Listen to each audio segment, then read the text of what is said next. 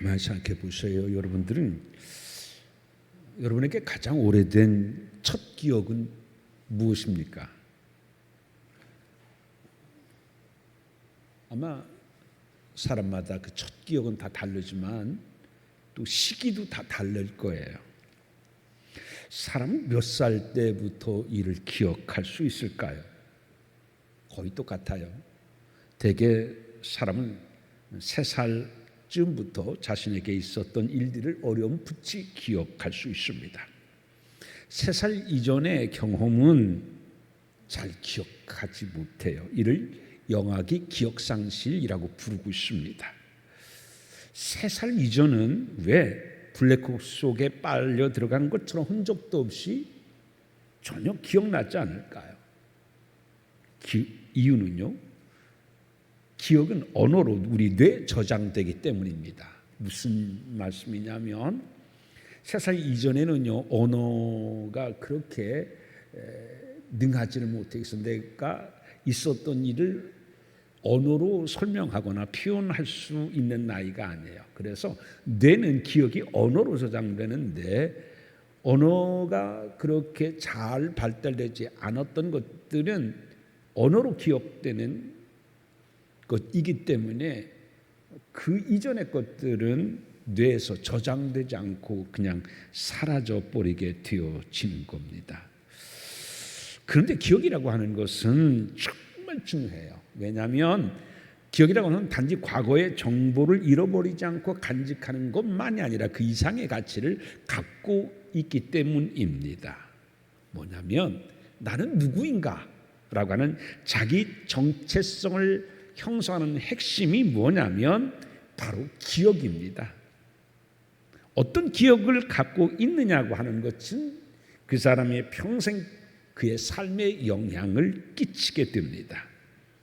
기억은 개인이 살아온 삶의 역사로서 자기 정체성의 근원이 된다라고 하는 것입니다. 그래서 정말 중요한 것은 뭐냐면요, 어릴 때 아이들에게 그 행복한 기억을 남겨주는 것은 매우 중요합니다. 어릴 때 행복한 좋은 기억은 평생 그 사람이 행복한 기억으로 살아가는 뿌리와 같은 역할을 합니다. 학자마다 달라요. 어떤 학자들은 6살 때까지의 기억이 그 사람의 행복을 좌우한다고 하고, 어떤 학자들은 8살 때까지의 기억이 그의 삶의 질을, 행복을 결정한다 이렇게 얘기해요. 6살까지든지 8살까지든지요, 그 사람이 그때까지 행복했잖아요. 그러면 나중에 성인이 돼서도 실패해도 그 사람은 행복한데요. 왜? 감사 조건을 찾는데요. 그런데 그렇게 행복한 기억이 없잖아요. 6살 때까지, 8살 때까지 행복한 기억이 없던 사람들은요, 나중에 내가 성공을 해요. 나중에 내가 성공을 해서 사람들이 부러워해요. 야, 저 사람 저렇게 성공했으니까 얼마나 좋을까? 저렇게 많은 것을 누리며 살아도 얼마나 좋을까? 행복할까? 그런데 6살, 8살 때까지 행복한 기억이 없는 사람은요, 그것을 행복으로 받아들이거나 누리지를 못한대요. 그래서 6살 때까지, 그리고 8살 때까지 어떤 기억을 가졌느냐가 그 사람이 굉장한 삶의 행복의 중요한 뿌리와 같다라고 이야기합니다. 그래서 이 기억이라고 하는 것은 과거의 정보에 그 저장되어진 그 이상의 의미를 가지고 있습니다. 그래서 우리 부모님들인 아이들에게 좋은 기억을 만들어줘야 돼요. 근데 그 좋은 기억이 뭐냐면, 행복한 기억이라고 하는 것은 뭐냐면 선물이 아닙니다. 뭐냐면 관계 맺기입니다. 아빠와 엄마의 행복한 관계 맺기, 엄마와 아이의 행복한 관계 맺기, 그게 중요해요. 가장 부모가 힘써야 될 것은 뭐냐면 관계 맺기입니다. 그 아이가 아빠를 통하여, 엄마를 통하여 얼마나 행복한 관계를 맺느냐, 그러면 그 사람은요, 나중에 이 사회를 신뢰하게 돼요. 내 자신도 신뢰하게 돼요. 그런데 아빠와의 관계, 엄마의 행복한 관계 맺기에 실패한 사람들은요, 나중에 이 사회를 신뢰하지 않습니다. 무서워합니다. 자기 자신에 대해서도 신뢰하지 않습니다. 그래서 중요한 것은 뭐냐면 6살 때까지, 8살 때까지 부모와 행복한 관계를 맺게 하는 것이 정말 중요합니다. 여하튼 기억이라고 하는 것은 이처럼 과거의 것만 기억하는 것, 저장된 것만이 아니라 그 이상의 의미를 가지고 있습니다. 근데 사람은요, 좋은 기억도 있지만 나쁜 기억도 있어요. 오늘 본문에 보게 되면요, 나쁜 기억을 갖고 이야기를 시작하고 있습니다. 유대인들에게 있어서 가장 뼈아픈 기억은 뭐냐면 예수께서 이 땅에 오시기 587년 전 일이 그들에게는 뼈아픈 기억이 잊지 못할 아픈 기억입니다. 왜 그러냐면 이 기원전 587년에 예루살렘이 바벨론 제국에 의해서 무참히 짓밟히고 파괴되는 슬픔과 수치의 날이었기 때문입니다. 여러분 에레미야 애가를 읽어보셨나요? 그 에레미야 애가가 뭐냐면 이때 바벨론에 의해서 침공당하고 큰 고난과 수치를 당하고 그 어려움을 당했었을 때 그 슬픔이 얼마나 컸는지를 보여주는 것이 에레미야 애가입니다. 오죽했으면 애가라고 그랬어요. 슬픈 노래라고 했겠어요. 그것은 바벨론에 의해서 침공당한 때 얼마나 비참했었는지 그 아픔과 고통을 이루 말할 수 없었기 때문에 성경의 제목까지도 애가 슬픈 노래인 것이죠. 이때의 참상을 에레미야 애가 1장 3절 말씀에 보게 되면요, 들깨들도 제 새끼에게 젖을 내어 빨게 하고 있거늘 처녀 내 백성은 광야에 있는 타조와 같이 잔인해졌다, 이렇게 말씀하고 있습니다. 무슨 얘기냐면 타조처럼 잔인해졌다라고 하는 말은요, 이 타조들은 알을 낳잖아요. 그러면 알을 낳거나 새끼를 낳으면 다른 동물들은요 다 알을 보살피거나 새끼를 돌보아요. 그런데 이 타조는 돌보지를 않아요. 어떻게 하냐 하면은 그 모래에 알을 낳고 그냥 거기 방치해버리고 말아요. 그 유대인들이 볼 때요, 저 타조는 들깨들도 자기 새끼를 저렇게 돌보고 지켜주려고 하는데 어떻게 타조는 저렇게 알을 다 나놓고서 모래에 파먹고 나물나라 하나 돌보지 않는가. 정말 잔인한 동물, 그게 타조였었어요. 그래서 에레미야가 1장 3절에 내 백성은 광야에 있는 타조와 같이 잔인해졌다, 이렇게 말을 하고 있습니다.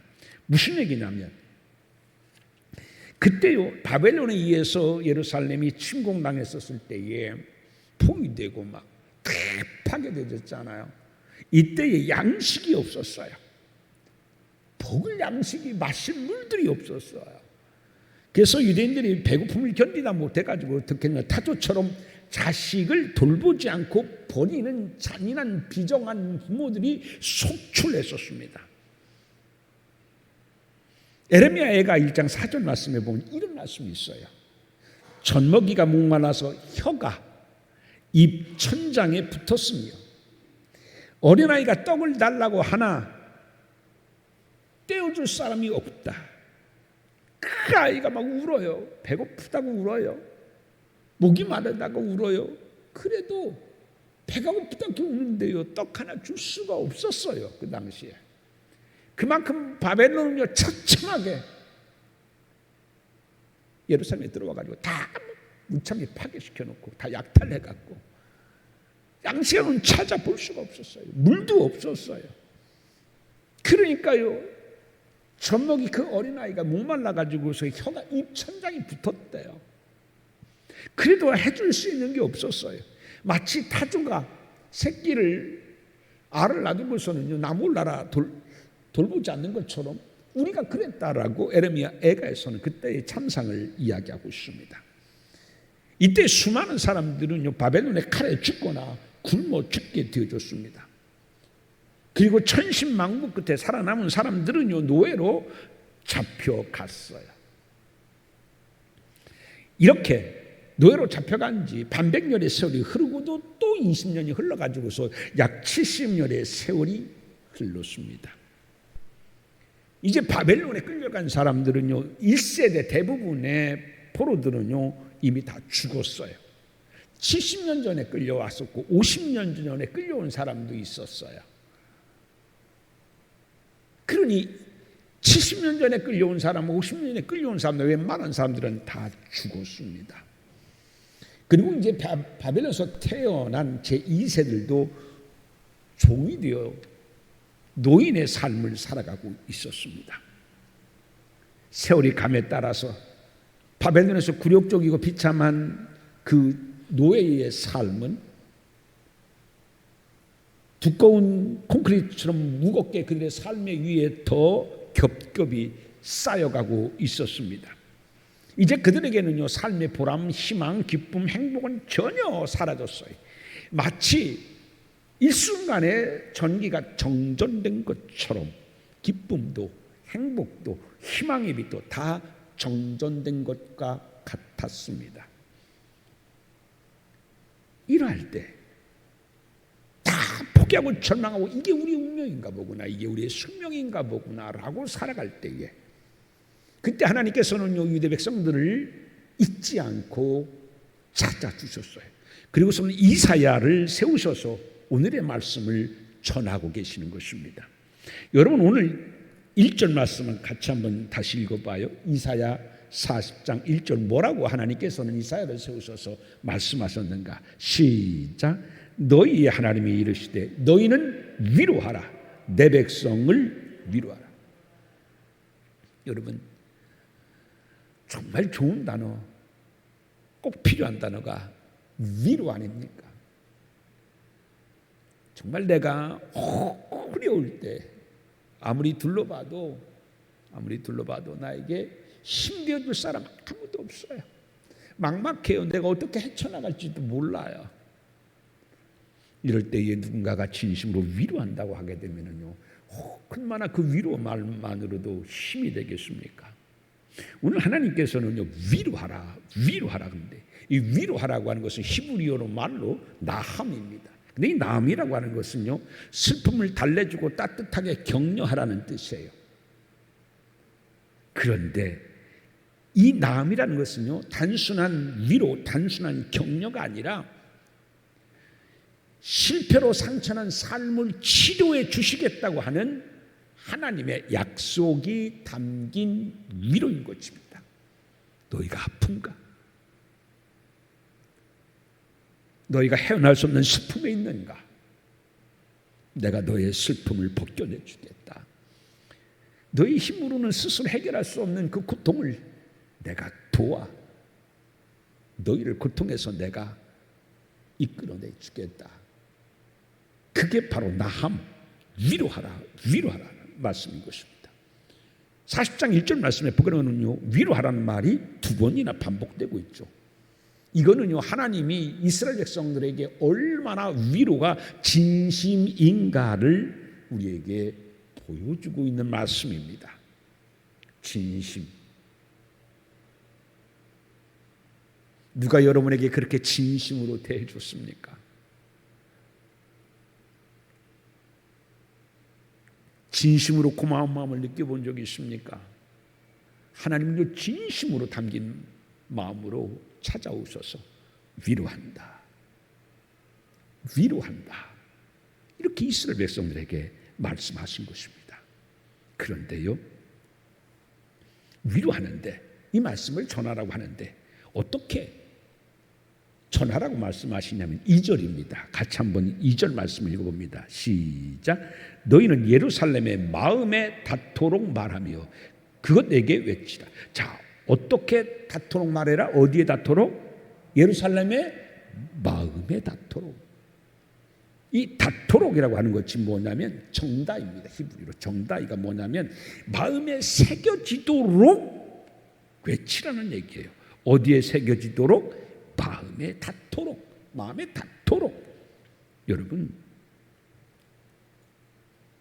하나님의 말씀이 살아있는 하나님의 말씀이 돼서 능력이 되고 우리에게 은혜가 되기 위하여서는 우리의 마음에 어떻게 해야 된대요? 닿아야 된대요. 무슨 얘기예요? 이스라엘 백성들은 하나님의 말씀을 들었지만 이제까지 마음에 와 닿지를 않았어요. 화살이 날라오다가 관역까지 도달해야 되는데 오다가 그만 힘이 없어가지고 툭 떨어졌어요. 관역을 맞추지 못했어요. 마찬가지로 그렇게 하나님께서는 많은 선자를 통해서 말씀해 주셨는데요, 그 말씀이 그들의 마음에 와 닿지를 않았어요. 하나님의 말씀이 와 닿아야지만이 그 말씀이 살아있는 겨자씨가 되어져서, 그 말씀이 능력이 되어져서 우리의 삶을 변화시키고 우리의 힘이 되어지고 우리에게 기적을 가져오게 되어진 겁니다. 문제는 뭐냐면요, 내 마음에 와 닿아야 돼요. 아무리 하나님의 말씀을 읽었어도 마음에 와 닿지 않으면 그 말씀은 나와 상관이 없어요. 말씀이 능력이 되지를 못해요. 와서 예배를 드리면서도 그 말씀이 내 마음에 와 닿아야 되는데 건성다요. 아까도 얘기했지만 정다이가 뭐예요? 새기는 거예요. 새기는 거예요. 마음에 새겨야 되는데, 근데 우리가 하나님의 말씀을 읽고 하나님의 말씀을 들으면서, 여러분 오늘 하나님의 말씀을 들었는데 이 하나님의 말씀을 듣는 것이 여러분의 마음에 와닿고 마음에 새겨서 얼마나 가나요? 얼마나 가나요? 그렇게 오래 못 가는 것은 뭐예요? 우리의 마음에 와닿지 않았다는 얘기예요. 마음에 새기질 않았다는 얘기예요. 어떨 때 하나님의 말씀이 능력이 되어지느냐면, 어떤 때 하나님의 말씀이 실제 내 삶에 변화시키는 능력이 되느냐면, 내 마음에 와 닿을 때, 내 마음에 새겨질 때, 여러분 씨앗이 있어요. 씨앗이 땅 속에 들어가야지만이 그 씨앗이 어떻게 돼요? 나중에 나무가 되잖아요. 마찬가지예요. 땅 속에 들어가지 아니하고 그냥 허공에 있으면 어떻게 돼요? 씨앗은 그냥 씨앗이에요. 아무 생명의 힘을 거기에 발현하지를 못해요. 똑같아요.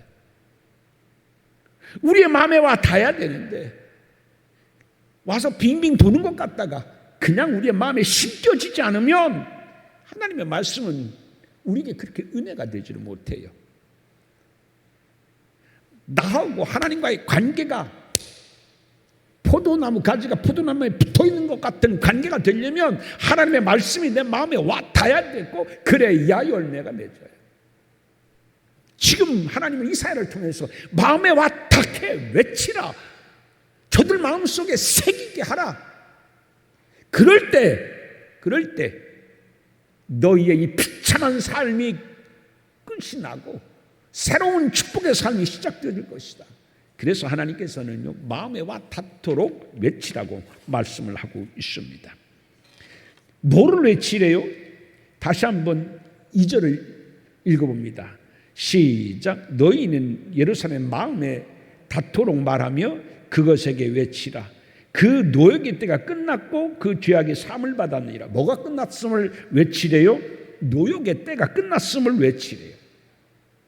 노역이란 뭐예요? 노예로서 혹독한 강제 노동을 이야기하죠.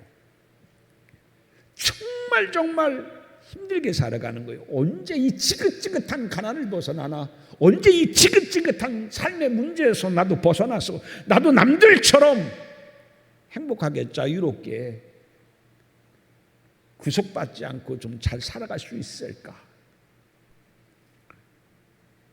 그런데 하나님은요, 이제 그 노역의 때가 끝났음을 외치래요. 이제까지 이스라엘 백성들은 어떻게 했어요? 바벨론의 포로로 끌려와서 어떤 사람은 50년 된 사람이 있고 어떤 사람은요 70년 된 사람도 있었어요. 50년, 70년, 그러니까 어떻게 이렇게 사는 것이 내 운명인가 보다고 생각하면서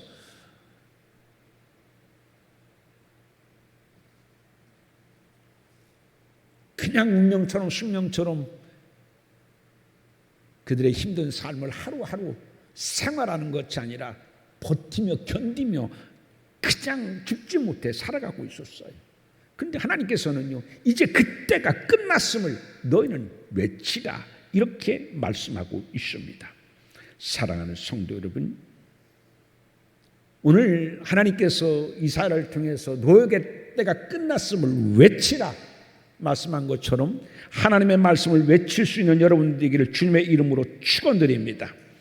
하나님의 은혜로 말미암아서 내 몸에 건강의 은혜가 넘칠 줄 믿습니다를 믿음으로 외치는 여러분 되기를 바랍니다. 하나님의 은혜로 말미암아서 내 삶에 이전까지 경험하지 못한 새로운 축복이 시작됨을 믿습니다를 외치시기 바랍니다. 내 지긋지긋한 정말 어려운 삶이 때가 끝났음을 믿습니다를 외치시는 여러분 되기를 바랍니다. 이제 하나님은 이사야를 통해서 노역의 때가 끝났음을 외치라고 말씀해요. 여러분 잘 아는 말씀이 민수기 14장 28절에는 어떻게 말씀합니까? 민수기 14장 28절 한번 따라서 합시다. 그들에게 이르기를 여호와의 말씀에 내 삶을 두고 맹세하노라. 너희 말이 내 귀에 들린 대로 내가 너에게 행하리니. 그게 민수기 24장 28절의 말씀입니다. 어떻게 행하신대요? 하나님께서는요, 너희 말이 내 귀에 들린 대로 행하겠다. 내 노역의 때가 끝났다라고 외칠 때 하나님께서는 그 들린 대로, 외친 대로 하나님께서 노역의 때를 끝나게 해주신대요. 사랑하는 성도 여러분, 마음에 와닿고 그 마음에 와닿은 말씀을 믿음으로 외치고 선포하는 여러분 되기를 바랍니다. 그럴 때 어떻게 해요? 하나님께서 들으신 대로 하나님께서 우리에게 행하시겠다라고 말씀하고 있는 것입니다. 여러분들이 외치신 대로, 여러분들이 선포하신 대로 하나님의 은혜가 여러분의 삶에 경험되어지고 역사되어지기를 주님의 이름으로 축원드립니다. 마가복음 11장 23절 말씀에서도 예수님께서는요, 이렇게 우리에게 가르쳐 주셨습니다. 따라서 합시다. 누구든지 이 산더러 들리어 바다에 던지라 하며 그 말하는 것이 이루어질 줄 믿고 마음에 의심하지 않으면 그대로 되리라. 여기 중요한 게 있어요. 그 말하는 것이 이루어질 줄 믿고. 뭐가 문제예요? 믿음이 먼저예요? 말하는 것이 먼저예요? 말하는 거예요. 말하는 것이 이루어질 줄 믿고 선포하면 산이 들리어 바다에 던져지게 된대요. 산은 뭐예요? 우리가 해결할 수 없는 문제예요. 이걸 내가 어떻게 해결해? 자포자기하고 포기하는 것이 아니라 하나님께서는 내가 말하는 대로 이루어질 줄 믿습니다. 그렇게 하면서 내 문제, 태산 같은 문제에 선포하면 하나님께서는요, 그 산이 들려 바다에 던져지게 해주신대요. 마가복음 11장 23절 말씀, 민수기 14장 28절 말씀, 뭐가 중요시 강조되고 있습니까? 우리 말하는 것이에요. 말하는 대로 된다는 말씀인 것입니다. 그래서 오늘 본문의 2절에서도 하나님께서는 이사야에게 너에게 때가 끝났다라고 외쳐라, 그렇게 말씀하고 있습니다. 사랑하는 성도 여러분, 믿음으로 여러분의 삶이 하나님의 은혜로 새롭게 시작됨을 외치는 여러분 되기를 바랍니다. 여러분들이 꿈꾸는 것들이, 여러분들이 바라는 것들을 믿음을 갖고 말씀에 의지하여 외치는 여러분 되기를 주님의 이름으로 축원드립니다. 누가 외치래요? 하나님이 외치래요. 그 뒤는 누가 책임져 주시는 거예요? 하나님이 책임져 주시는 거예요. 내가 책임지는 게 아니에요. 믿음이라고 하는 것은. 믿음의 뜻은 뭐예요? 맡기는 거예요. 누구에게 맡기는 거예요? 하나님께 맡기는 거예요. 내가 책임지는 게 아니에요. 여러분이 여러분의 자녀지만 여러분의 자녀의 삶을 어떻게 책임질 수 있어요? 도와는 줄 수 있지만은, 그러나 책임지지는 못하잖아요. 그런데 하나님은 어떻게 해요? 우리의 삶을 책임져 주십니다. 어떻게 하면요? 믿고 맡기고 말하는 대로 외칠 때 하나님께서는요, 우리의 삶을 책임져 주십니다. 그 믿음의 법칙을 경험하는 여러분 되기를 주님의 이름으로 축원을 드립니다. 노역이 끝났다고 말씀하는데, 이 노역이 끝나는 것은요, 이스라엘의 힘으로 얻어진 것이 아니잖아요. 하나님의 은혜인 거예요. 내가 노력하여 얻은 것은 노력한 만큼만 얻을 수 있습니다. 그러나 하나님의 은혜는 내가 바라지도 못했던 것을 더 크게 이루게 하시는 것이 하나님의 은혜인 것입니다. 이 하나님의 은혜가 여러분의 가정에 넘치시기를 주님의 이름으로 축원드립니다.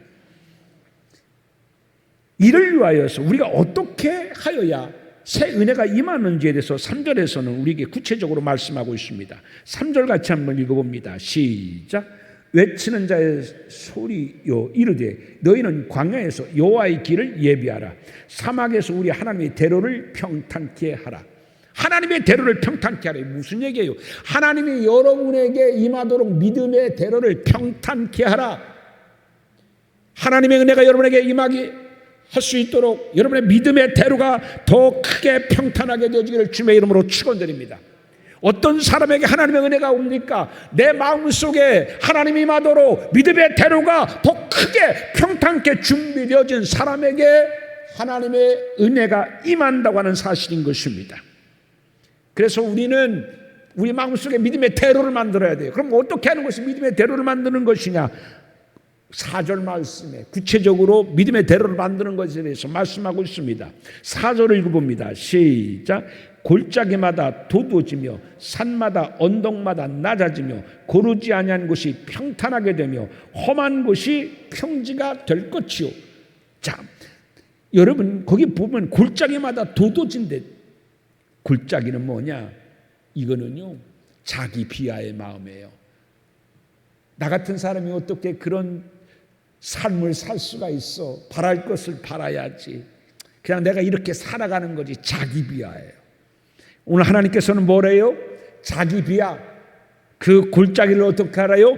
도두래요. 여러분 우리는 하나님의 자녀 된 것만으로도 충분히 하나님의 은혜를 받을 수 있는 자격이 있음을 믿으시기를 주님의 이름으로 축원드립니다. 나는 하나님의 자녀예요. 어떻게 내가 하나님의 자녀가 됐어요? 하나님이 인간이 되어주셔서 나를 위하여 피 흘려주셔서 그 생명으로 내가 하나님의 자녀가 되어줬어요. 이거 하나만으로도 어떻게 해요? 우리는 존귀한 존재입니다. 하나님의 자녀 된 것만으로도 나는 하나님의 새로운 은혜를 받을 수 있는 자격이 있어요. 그렇기 때문에 너의 낮은 자존심, 자존감 이런 걸 뭐하래요? 도두래요. 여러분은 하나님의 은혜로 말미암아 충분히 축복받을 수 있는 자격이 있는 여러분입니다. 행여 내가 그런 축복을 받을 수 있을까? 꿈 같은 삶을 나도 살 수 있을까? 자기 비하와 낮은 자존감이 있으면 오늘 말씀처럼 여러분의 그러한 마음의 골짜기가 돋워지기를 주님의 이름으로 축원드립니다. 그 다음에 뭐래요? 언덕마다 산마다 낮아지래요. 뭐예요? 이건 반대예요. 교만인 거예요. 우월함인 거예요. 내가 다른 사람을 얕잡아보고 나는 다른 사람보다 충분히 나는 충분히 그런 삶을 살 수 있어. 나에게는 그런 능력이 있어. 교만인 거예요. 여러분 내 힘으로 다 이룰 수 있나요? 그렇지 않잖아요.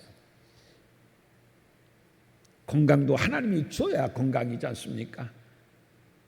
우리가 세상의 일을 어떻게 다 풀고 가고 내가 다 해결할 수가 있어요. 하나님이 풀게 하시고 하나님이 해결하시고 하나님이 도와주셔야 되죠. 내 힘으로 다 살아갈 수가 없잖아요. 그렇지 않습니까? 지난주에도 말씀했습니다만 그 미쓰비시의 회장은요 그 신임 사원들을 뽑을 때에 꼭 뭘 물었대요? 당신이 이 자리에 선 것은 당신의 노력입니까? 아니면은 다른 사람의 도움입니까? 내 노력이라고 하는 사람은 다 떨어뜨렸댔잖아요. 근데 나는 부족하지만 다른 사람이 다 나를 도와서 여기까지 왔습니다 하고 다른 사람에게 공을 돌리는 사람, 그 사람을 뽑았다고 그랬잖아요. 여러분 그렇잖아요. 우리가 쭉 여러분의 나이만큼 살아오시면서 뒤를 돌아보면요 여러분의 힘으로 여기까지 왔나요? 하나님의 도우심의 손길이 있었잖아요. 어떤 때는요 정말 내 앞에도 홍해바다가 있었잖아요. 어떤 때는 막다른 골목도 있었잖아요. 어떤 때는 내가 건널 수 없는 강도 있었잖아요. 어떤 때는 내가 넘을 수 없는 그 높은 산도 있었잖아요. 여러분이 막다른 골목을 여러분이 깨부시고 골목에 길을 만들지는 않았잖아요. 내가 건널 수 없는 넓은 강 같은 삶이 내 앞에 있을 때도 여러분의 힘으로 걷는 건 아니잖아요. 하나님의 은혜잖아요. 그래서 내 힘으로도 충분히 살아갈 수 있어 라고 하는 그런 높은 산 같은 교만을 낮추라. 그러면 하나님의 은혜가 임하게 될 것이다 라고 하는 말씀인 것입니다. 그리고 거기 말씀에 보게 되면 고르지 아니한 것이 평탄케 되며, 고르지 아니한 것은 뭐냐면요, 부정적인 마음, 부정적인 시선, 삐딱한 마음, 성격, 이런 것들을 이야기합니다. 사랑하는 성도 여러분, 우리가 하나님의 은혜가 임하려면 어떻게 돼요? 우리의 성품, 우리의 성격이 하나님의 형상을 닮아서 비뚤어진 성격에서, 부정적인 자아상에서 하나님이 보실 때도 아름답고 세상 사람들이 볼 때에도 참 좋은 사람이야. 그럴 때 우리의 마음에 믿음의 대로가 생기고 하나님이 임재하시게 되어지고, 그런 사람은 뭐를 볼 것이래요? 하나님의 영광을 보게 될 것이다. 사랑하는 성도 여러분, 오늘 본문에서 하나님께서 우리에게 무엇을 말씀하십니까? 하나님은 우리가 위로받고 은혜 받는 일에 진심이신 하나님이다라고 하는 것을 말씀하고 있습니다. 그리고 그 하나님의 말씀이 우리의 어디에 닿아야 은혜가 되어진다? 마음에 닿아야 된다. 하나님의 말씀을 읽을 때나 말씀을 들을 때나 여러분의 마음에 꼭 와닿는 일들이 있기를 주의 이름으로 축원드립니다. 그게 은혜의 시작이고요, 축복의 시작임을 꼭 기억하시길 바랍니다. 그리고 마음에 와닿는 것을 어떻게 하라 그랬어요? 외치라. 믿음으로 여러분 하나님의 말씀을 외치시는 여러분 되기를 바랍니다. 나에게 그런 꿈 같은 일이 과연 있을 수 있어? 라고 의심하여 믿음이 뒷걸음질 치는 것이 아니라, 나는 하나님의 자녀 된 것만으로도 충분한 자격이 있다, 하나님께서는 사랑하셔서 나에게 그런 삶을 허락하실 것이라고 하는 믿음을 갖고 외치는 여러분 되어져서 오늘의 말씀처럼 이제 슬픔이 변하여서 기쁨이 되어지고 영광이 되어지는 복된 삶이 여러분의 있기를 주님의 이름으로 축원드립니다.